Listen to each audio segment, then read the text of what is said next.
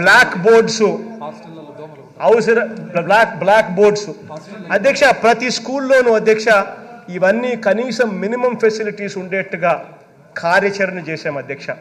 మండలానికి ఒక school, high స్కూల్ను junior college కూడా మార్చేదానికోసం అని చెప్పి క్లాస్ రూములు కూడా పెంచే కార్యక్రమాలు కూడా దీంట్లో యాడ్ చేశాం అధ్యక్ష.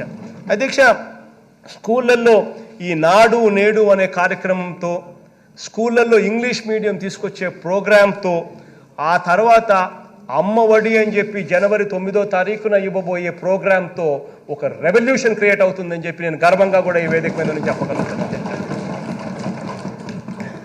అక్షరాల మన రాష్ట్రంలో చదువు రాని వారి సంఖ్య ఏమిటి అని చెప్పి చూస్తే అధ్యక్ష 2011 జనాభా లెక్కల ప్రకారం రాష్ట్రంలో 33% మంది జనాభాకు 33% of the people of the Andhra Pradesh state చదువు రాని పరిస్థితి అధ్యక్ష.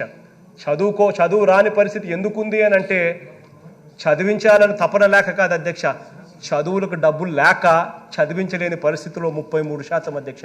అదే దేశ యావరేజ్ ఎంత అని చెప్పి చూస్తే దేశ యావరేజ్ ఓన్లీ 27% అధ్యక్ష.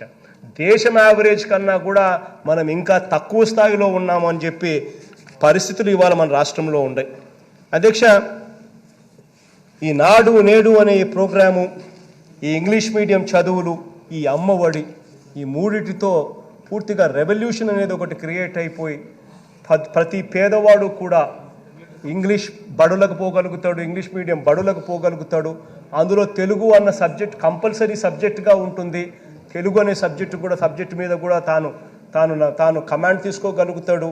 తెలుగు ఒకవైపున సబ్జెక్టుగా నేర్చుకుంటూ ఇంగ్లీష్ మీడియం చదువులతో ఆ పేదవాడు తన పిల్లలను గొప్పగా చదివించే కార్యక్రమం జరుగుతుంది అధ్యక్ష. ఇవాళ మన పిల్లలు ఇంగ్లీష్ మాట్లాడలేని పరిస్థితుల్లో ఉంటే మన పిల్లలు భావి ప్రపంచంతో పోటీతో నిలబడలేని పరిస్థితి అధ్యక్ష. కారణం ఏంటంటే అధ్యక్ష, ఒకసారి మనమే కూడా ఒక్కసారి ఆలోచన చేయండి అధ్యక్ష.